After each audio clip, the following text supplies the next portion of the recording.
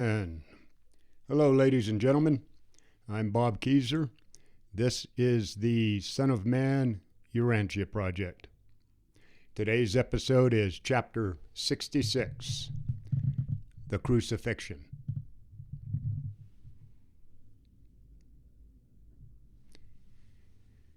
After the two thieves had been made ready, the soldiers, under the orders of a Roman centurion, started for Golgotha, where the execution would happen. The man in charge of these 12 soldiers was the same captain who the night before had led the Roman soldiers to arrest Jesus in Gethsemane. The Romans assigned 4 soldiers to each person to be crucified. The two thieves were whipped first, but Jesus was not punished any further. The captain undoubtedly thought that he had already been whipped enough, even before his condemnation. The two thieves who were crucified with Jesus were friends with Barabbas, and they would have been put to death with him if he had not been released as Pilate's Passover pardon. Jesus was crucified instead. What Jesus is now about to do, submit to death on the cross, he does of his own free will. When predicting this experience, he said, "The Father loves and sustains me because I am willing to lay down my life, but I will take it up again. No one takes my life away from me. I lay it down myself.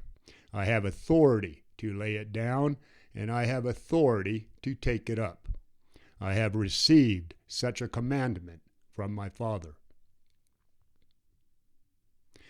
It was just before 9 o'clock in the morning when the soldiers led Jesus from the palace and started on their way to Golgotha.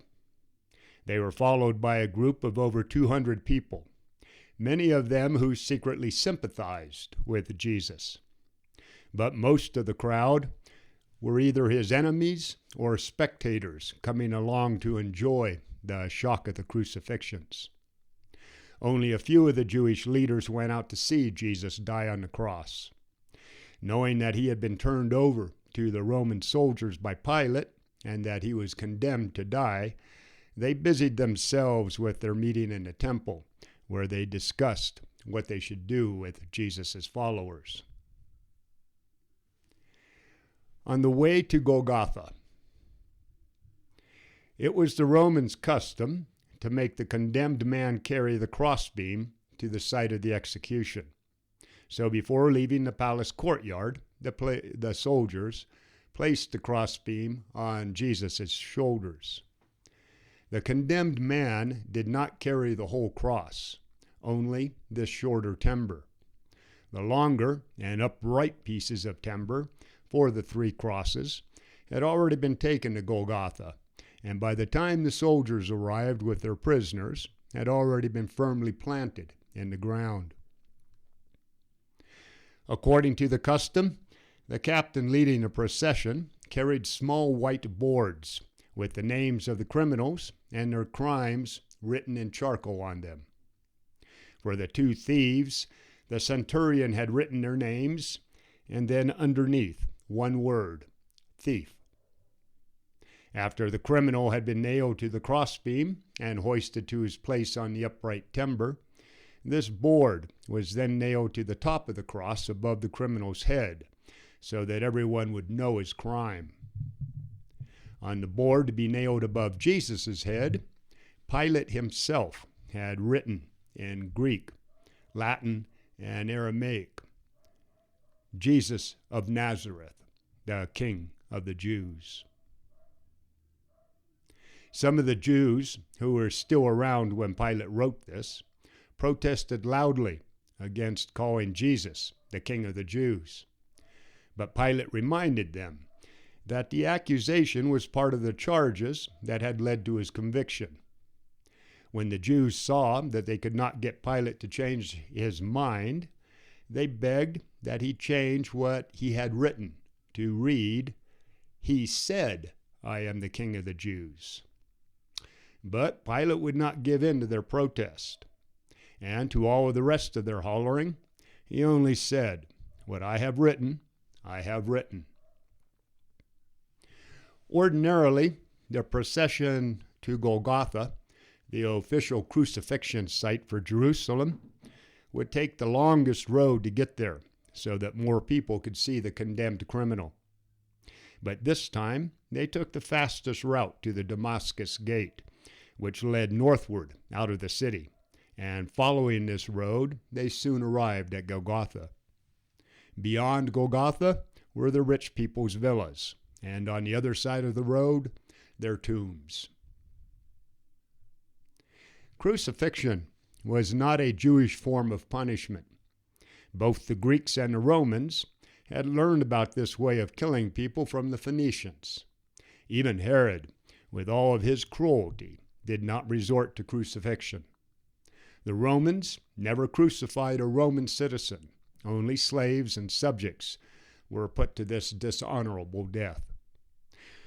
During the siege of Jerusalem, just 40 years later after they crucified Jesus, all of Golgotha was covered by thousands and thousands of crosses on which, day after day, were killed the flower of the Jewish race. A terrible harvest, indeed, for the seeds they sowed this day. As the execution party passed through the narrow streets of Jerusalem, many of the tender-hearted Jewish women who had heard Jesus' good cheer and who knew of his loving ministry could not help themselves from crying when they saw him being led to such a shameful death. As Jesus passed by, many of these women moaned out loud, and when some of them dared to follow along by his side, Jesus looked at them and said, "Daughters of Jerusalem, do not weep for me, but rather weep for yourselves and for your children.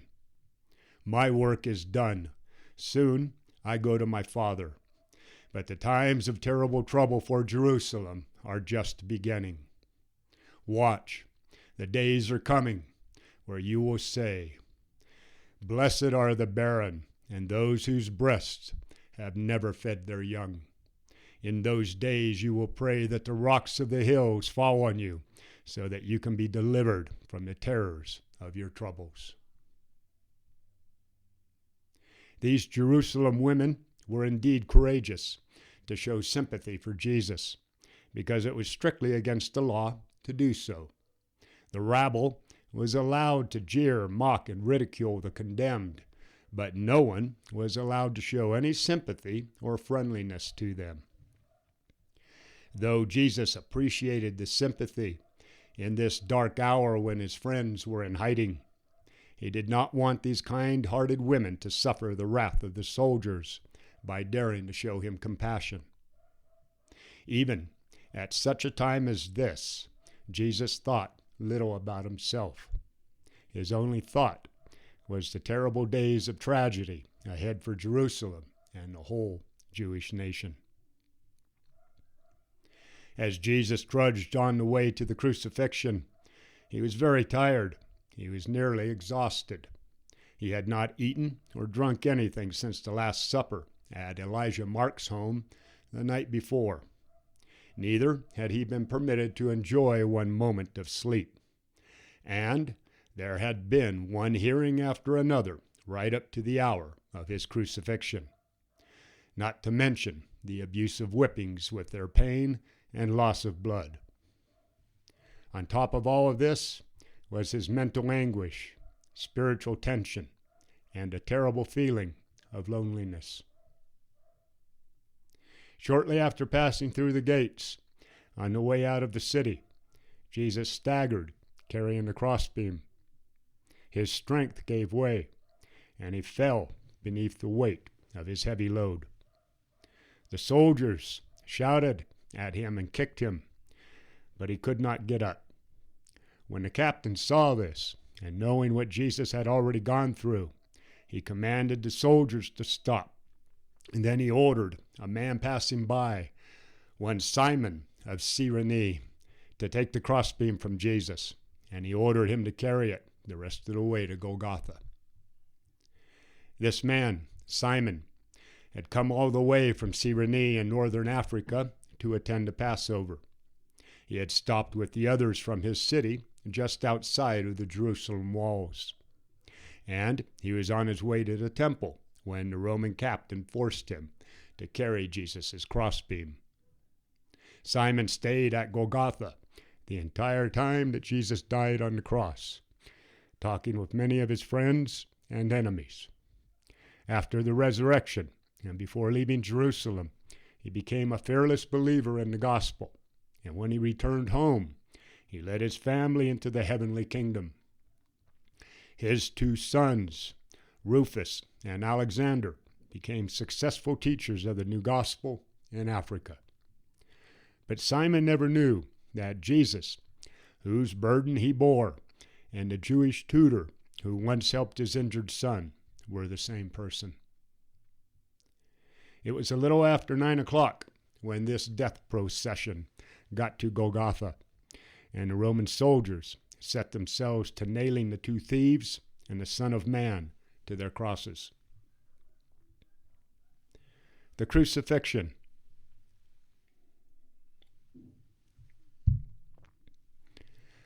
The soldiers first tied Jesus' arms to the crossbeam with rope, and then they nailed his hands to the wood. When they had hoisted this crossbeam up on the post, and after they had nailed it to the upright timber of the cross, they tied and nailed his feet to the wood, using one long nail to go through both feet.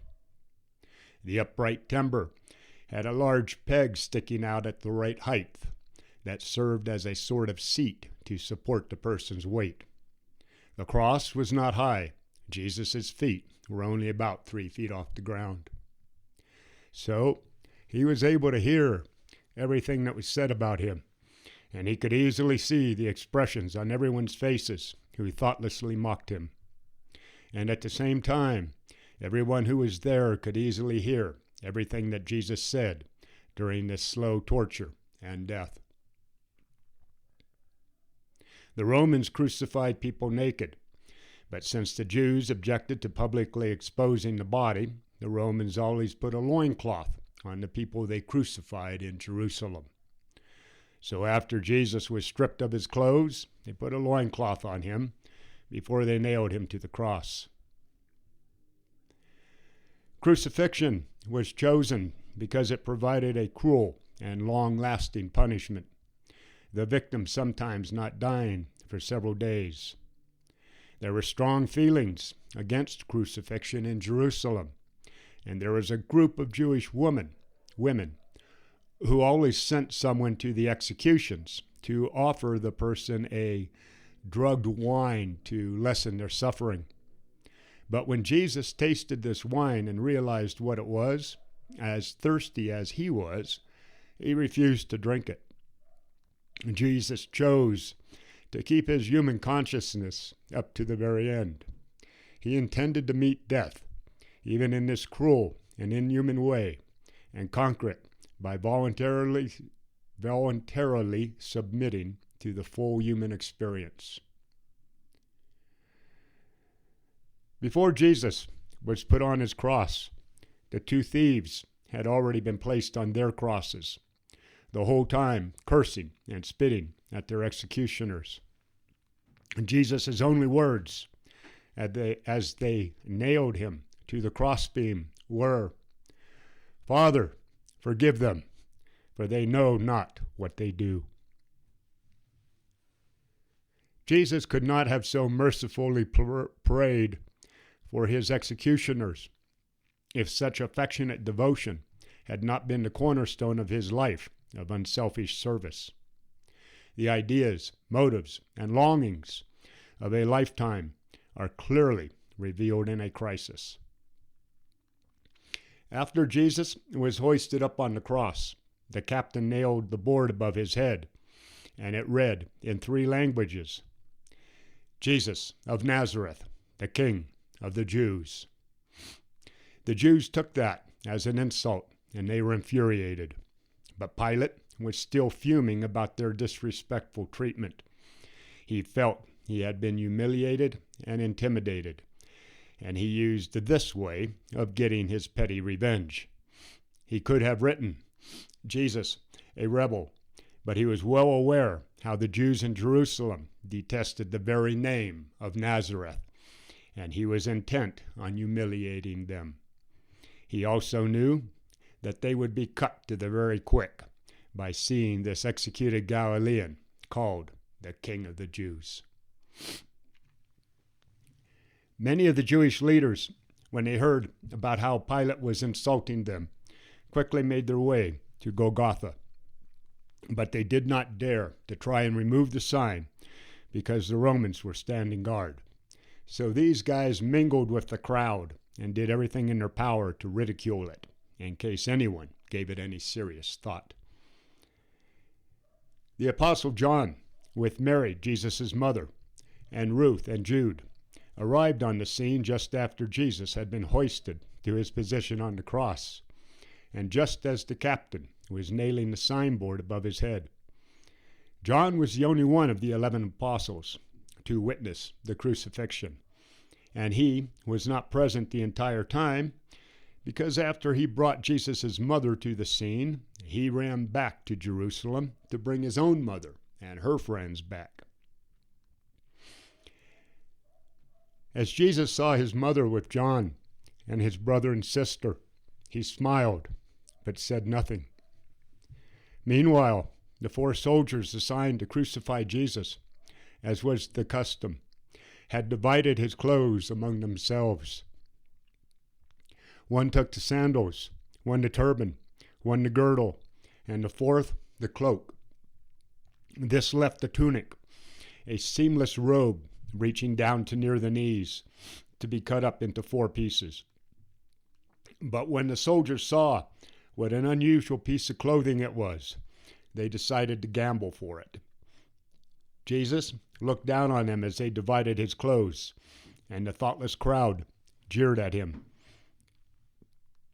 It was a good thing that the Roman soldiers took Jesus' clothes. Otherwise, if his followers had gotten them, they would have been tempted to resort to superstitious relic worship. Jesus wanted his followers to have nothing material to link to his life on earth. He wanted to leave humanity only the memory of a human life dedicated to the high spiritual idea of being blessed to do the Father's will. Those who saw the crucifixion. At about 9:30 this Friday morning, Jesus was hung on the cross. Before 11 o'clock, close to 1,000 people had gathered to witness the crucifixion of the Son of Man.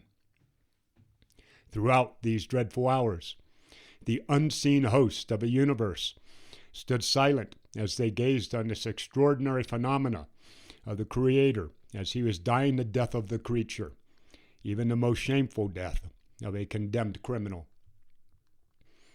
Standing near the cross at one time or another during the crucifixion were Mary, Ruth, Jude, John, Salome, John's mother, and a group of sincere women, including Mary Magdalene, Rebecca, one time of Sepphoris, and Clopas' wife, and Jesus' aunt, Mary.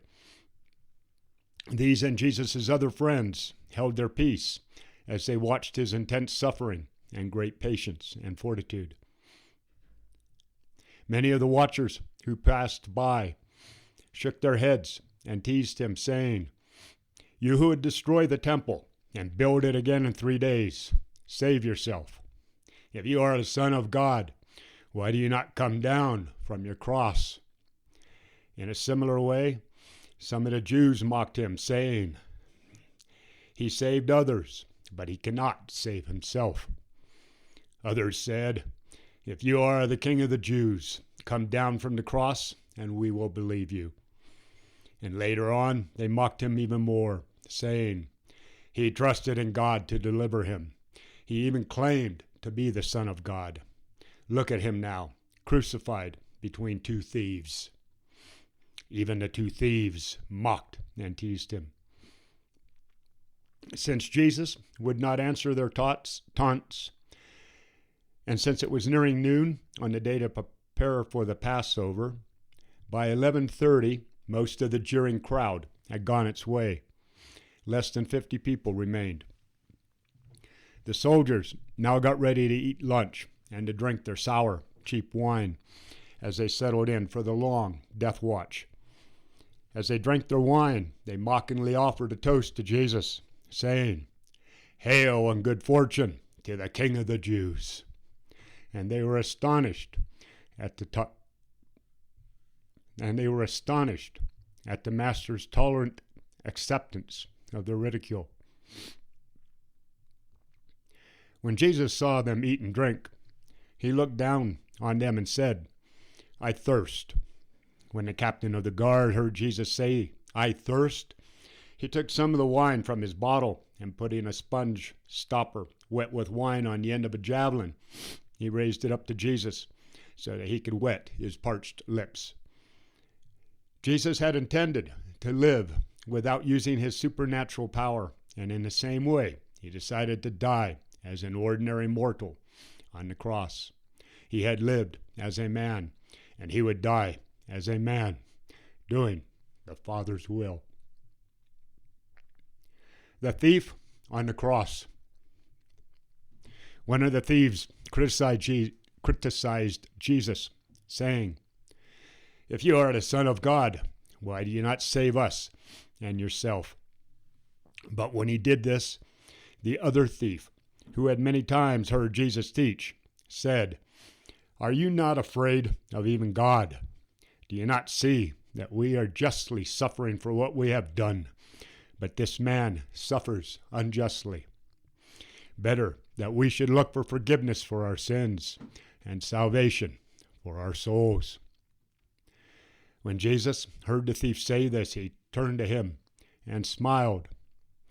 When the criminal saw Jesus looking at him, he mustered up his courage, fanned the flickering flame of his faith, and said, "Lord, remember me when you come into your kingdom." And then Jesus said, "Truly, I say to you today, you will sometime be with me in paradise."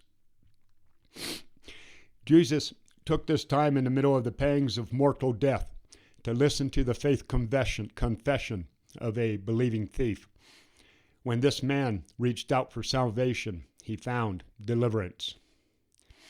Many times before this, he had thought of believing in Jesus, but only in these last hours did he turn with a whole heart to the Master's teaching.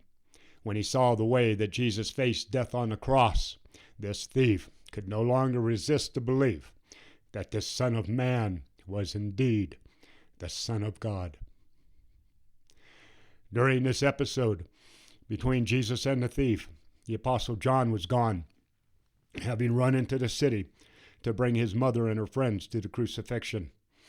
John told his story about the crucifixion like he remembered it happening 2/3 of a century later.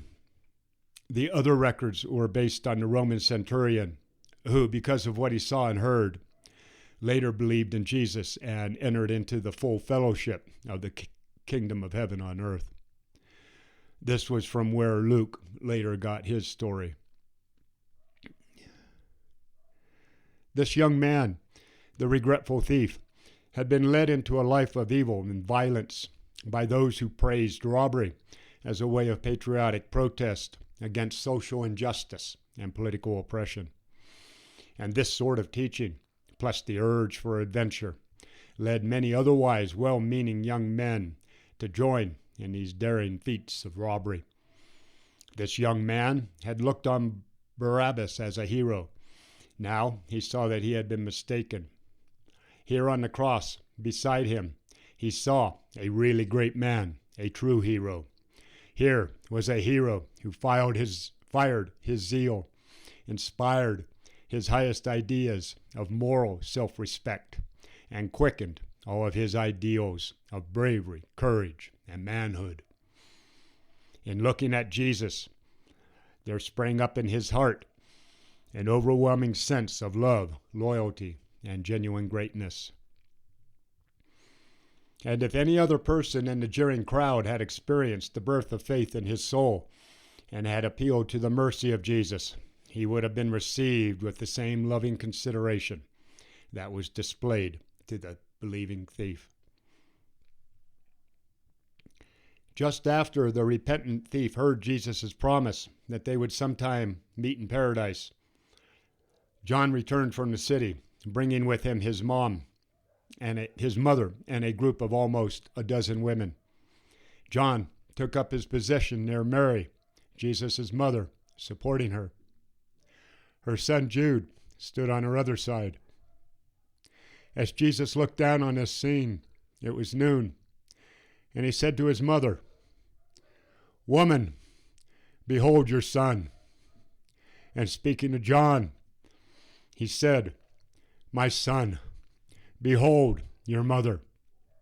And then he addressed them both, saying, "I want you to leave this place." And so John and Jude led Mary away from Golgotha. John took Mary to where he was staying in Jerusalem and then hurried back to the crucifixion. After the Passover, Mary returned to Bethsaida, where she lived at John's home for the rest of her life.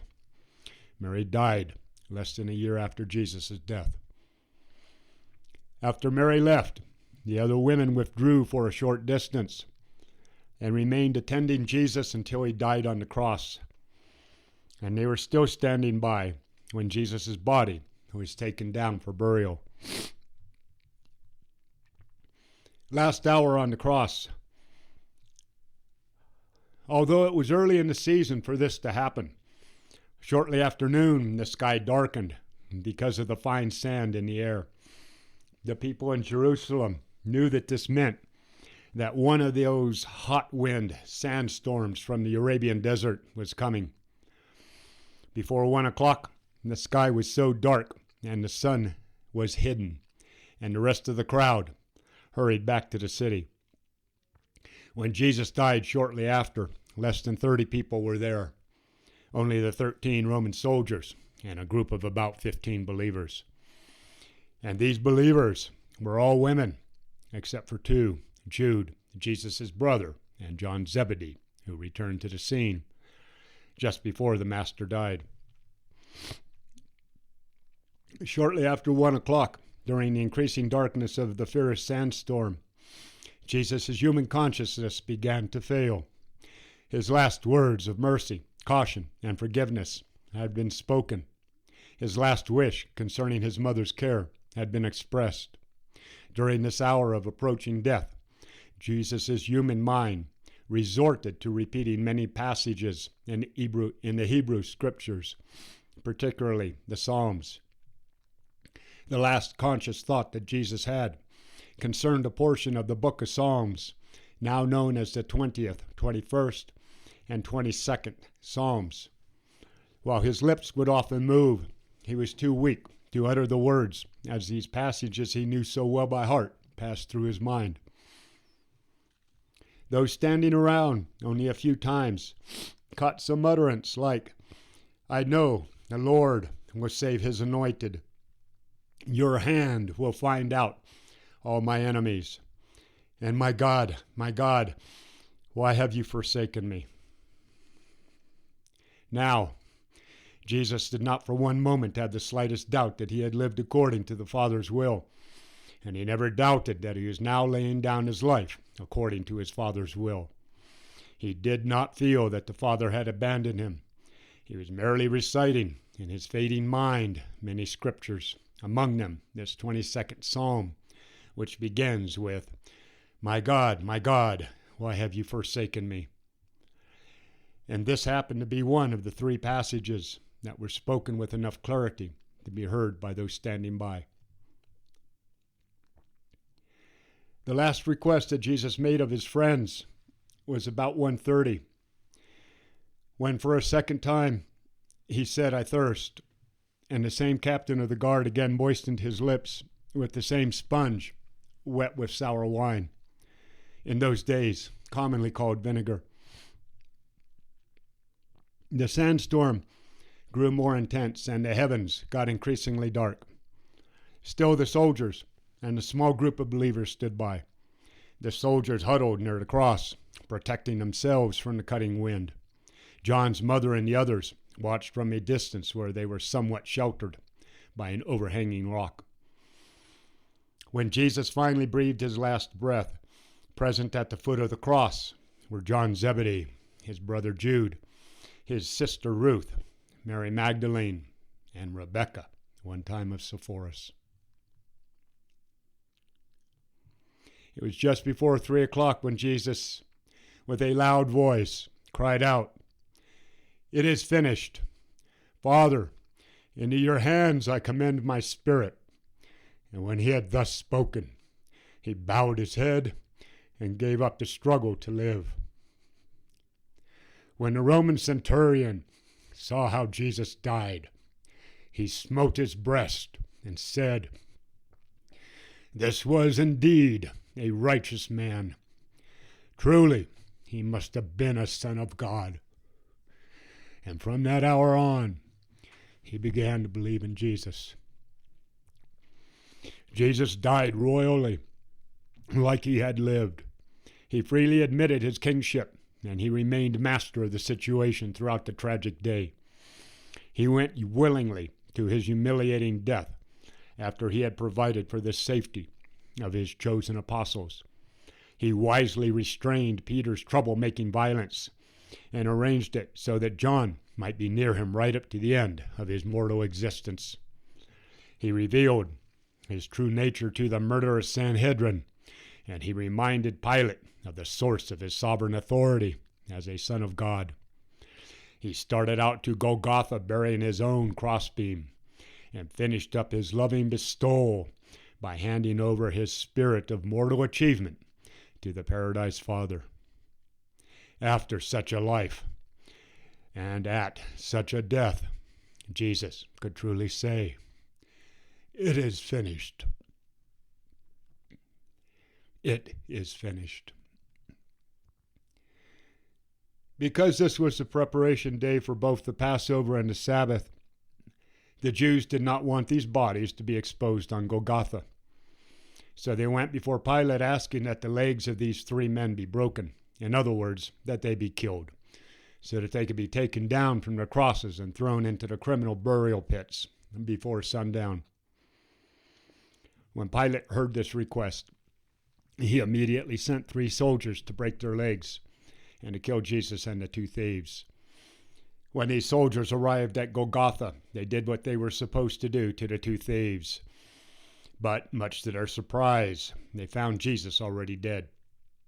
However, in order to make sure that he was dead, one of the soldiers pierced his left side with his spear. Though it was common for those crucified to linger alive on the cross for even 2 or 3 days, Jesus' overwhelming emotional agony and the acute spiritual anguish brought his mortal life to the end in a little less than 5.5 hours. After the crucifixion, in the midst of the dark sandstorm, about 3:30, David Zebedee sent out the last of the messengers carrying the news of Jesus' death. The last of his runners he sent to Mary and Martha's home in Bethany, where he figured Jesus' mother stopped with the rest of her family. After Jesus' death, John sent the women under Jude's watch to Elijah Mark's house, where they stayed over Saturday. John himself, by this time being well known to the Roman centurion, remained at Golgotha until Joseph and Nicodemus arrived with an order from Pilate, authorizing them to take possession of Jesus' body. Thus ended a day of tragedy and sadness for a vast universe whose myriads of celestial beings had shuddered at the shocking spectacle of the crucifixion of the human incarnation of their beloved sovereign. They were stunned by this exhibition of human perversity and mortal callousness. Okay, everyone. That's it for Chapter 66, the Crucifixion. Chapter 67, the time of the tomb, is next. Defend liberty. Protect those kids. Serve man for the sake of God. Bobby Keyser, out here.